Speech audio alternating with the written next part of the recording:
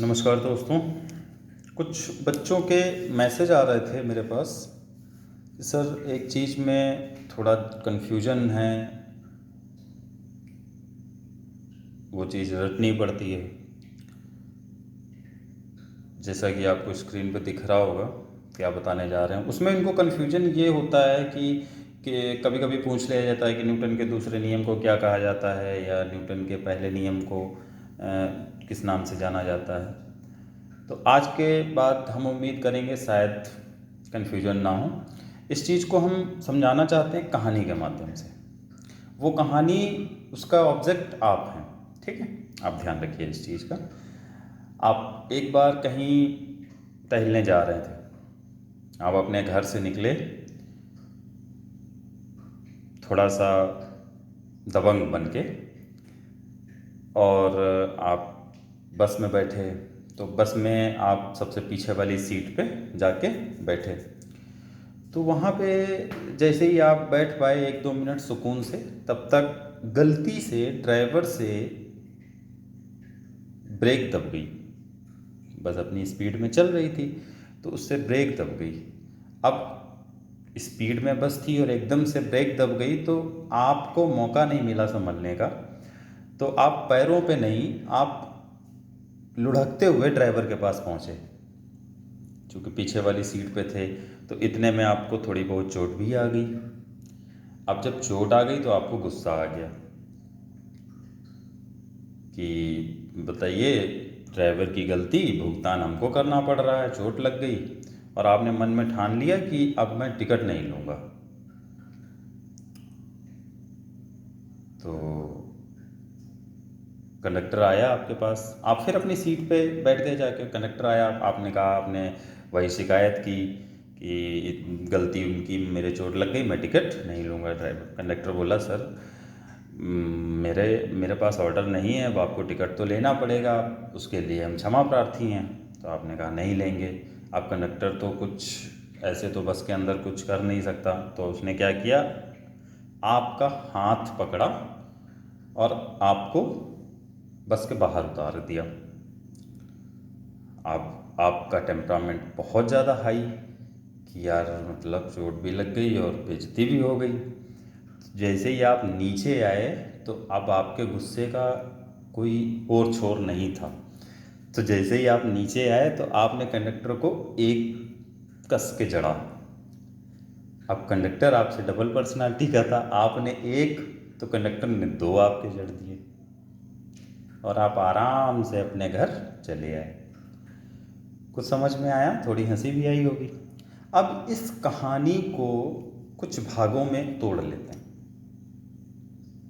क्या कहानी में ये तोड़ लेते हैं कि आप घर से निकले, बस में बैठे, और पहली घटना जो आपके साथ हुई, यानी कि जो आपका फर्स्ट इंसिडेंट था, वो क्या था।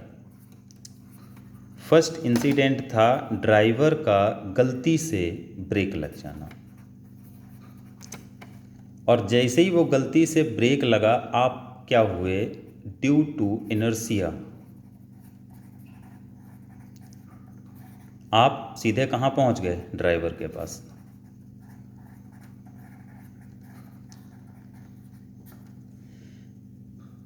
तो पहला तो इंसिडेंट आपके साथ ये हुआ। तो पहला जो इंसिडेंट हुआ, तो ड्यू टू इनर्शिया, इसको फर्स्ट लॉ ऑफ न्यूटन बोलते हैं। इसी को बोलते हैं फर्स्ट लॉ ऑफ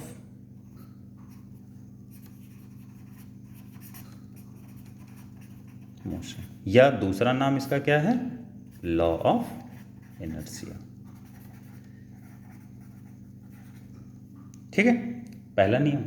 दूसरी घटना आपके साथ क्या हुई, आपके पास कंडक्टर आता है। अब जब कंडक्टर आता है, तो अब आपको लगता है कि अब टिकट तो मैं नहीं लूँगा भाई, मेरे चोट लग गई है। तो कंडक्टर के पास और कोई रास्ता तो होता नहीं है, तो वो क्या करता है, आपका हाथ पकड़ के और आपको बस के नीचे उतार देता है।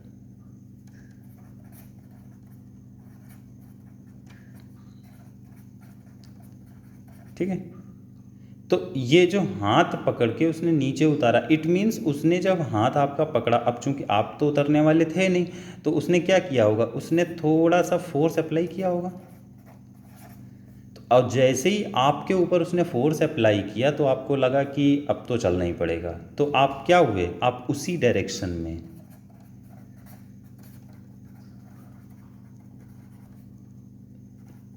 चले। किस डायरेक्शन में, जिस डायरेक्शन में फोर्स लगा था। ठीक, और आपको बस के नीचे उसने उतार दिया। तो इसमें क्या है, आप इतने में क्या देख रहे हो, इतने में देख रहे हो आपके ऊपर फोर्स लगाया गया, इसीलिए इसको बोलते हैं लॉ ऑफ फोर्स या न्यूटन सेकंड लॉ। ठीक है, ओके। अब दूसरी घटना तो ये हुई थी, यानी कि ये है सेकेंड इंसिडेंट। ठीक है, और ये क्या था, ये था आपका फर्स्ट इंसिडेंट। ठीक है, अब आपके साथ थर्ड इंसिडेंट क्या हुआ, थर्ड इंसिडेंट की आपको गुस्सा बहुत ज़्यादा आ गया था, तो आपने क्या किया, एक थप्पड़ मारा। किसको,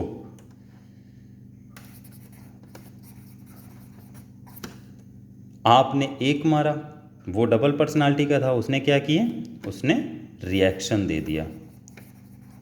ये आपने क्या किया था, ये एक्शन किया था, और उसने रिएक्शन में क्या दिया भाई, चूंकि वो डबल पर्सनालिटी का है तो उसने क्या किया, डबल स्लैप, और आप आराम से अपने घर चले आए। ठीक है, अब ये क्या है, ये आपके साथ थर्ड इंसिडेंट हुआ है।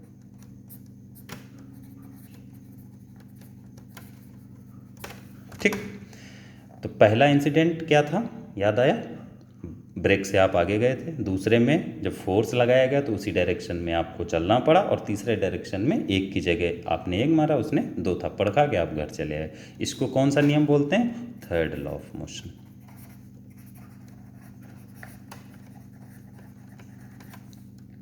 It means action reaction. बात आ गई समझ में। ठीक, अब थोड़ा सा एक और इसमें एडिशनल काम होता है कि जो लॉ ऑफ फोर्स होता है, बल का नियम जिसको बोलते हैं, उसको प्रूव भी करना रहता है। तो उसमें कुछ नहीं भाई, आपकी जिस डायरेक्शन में उसने फोर्स लगाया था उस डायरेक्शन में आप चले थे ना, तो आपका कुछ वजन है और आप कुछ वेलोसिटी से, उसने भाई फोर्स लगाया तो आप कुछ वेलोसिटी से भागे होंगे। इट मीन्स m इंटू वी, और what is this, this is p। और ये क्या होता है, किस डायरेक्शन में, पहली चीज़ तो भाई जिस सर फोर्स वो लगा रहा है, जब कंडक्टर खींच रहा है आपको तो जाओगे तो आप उसी की साइड, जब डबल पर्सनालिटी का है ना। अब आपसे कोई छोटा होता तो आप उसको अपनी तरफ खींच लेते, अब जब ज़्यादा फोर्स लग रहा है तो आप उसी डायरेक्शन में इट मीन्स ये जो p होता है ये क्या होता है, डेर एफ के। अब पूरा p नहीं हो सर, यहाँ पे किताबों में आपने देखा होगा, उसमें आप कंफ्यूज होते होंगे कि ये कैसे, तो इसमें होता क्या है सर, ये पूरा है तो हम लोग पूरा नहीं लिख सकते, हम लोग क्या करते हैं, एक समय विशेष का निकाल लेते हैं, और उसको निकालने का मेरे पास रास्ता क्या होता है, हम तुरंत इसको डिफ्रेंशिएट कर देते हैं। ये क्या बोलता है, ये एक का बोलता है।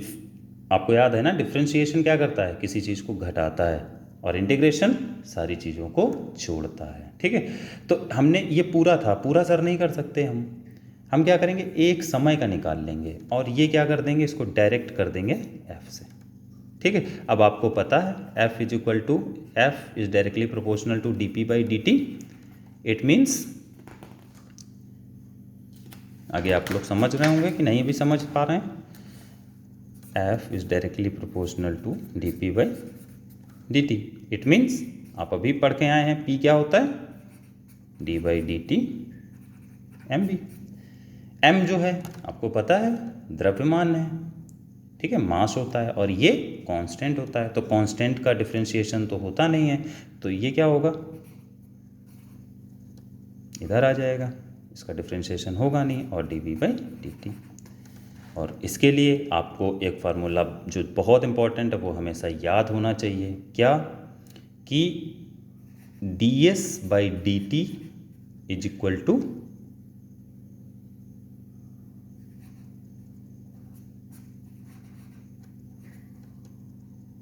नहीं आया समझ में, चलो कोई बात नहीं। पहली चीज़ तो एक मिनट, ये होता है v और ये होता है a। एक बार s को आप डिफ्रेंशिएट करेंगे तो वो v बनता है और 2 बार कर देंगे तो a बन जाता है। इट मीन्स अगर हम लिखें dv/dt तो क्या ये भी तो a के बराबर हो जाएगा ना, ड्यू टू दिस। लिख सकते हैं ना? नहीं समझ में आ रहा? जिसको ना आए वो कमेंट में बताए, कल मैं इस फार्मूले को समझा दूंगा। ये फार्मूला बहुत इंपॉर्टेंट है। इसमें बताया जाता है कि विस्थापन की जो दर होती है, the rate of change of S is called velocity and the rate of change of velocity is called acceleration. ठीक है, ऐसे यहाँ पे सब्स्टिट्यूशन। ठीक है, विस्थापन किसी भी चीज़ का। तो यहाँ पे मैंने आपको बताया, तो यहाँ पे आ गया dv/dt। अब क्या करेंगे, f directly proportional m into A, because of ये कहाँ से, ये यहाँ से आएगा। ठीक है, ये और उसके बाद में f is equal to, in such cases आपको पता होना चाहिए k is equal to 1 because f। ठीक है, it means f is equal to ma। This is the second law of Newton, और this is the second law of motion, और this is the law of force. 3 नाम मैंने बता दिए। अभी कहीं किसी को कुछ भी कन्फ्यूजन हो, कल आप लोग हमसे पूछ सकते हैं, बेहिचक मैं आपको बता दूंगा। ये फार्मूला ज़रूर आप लोग देख लीजिएगा, जिसको भी समझ में ना आए आराम से आप पूछ सकते हैं, मैं आपको बता दूंगा। अब अगर कन्फ्यूजन दूर हो गया हो तो प्लीज़ कमेंट करके बता दें। Thank you so much.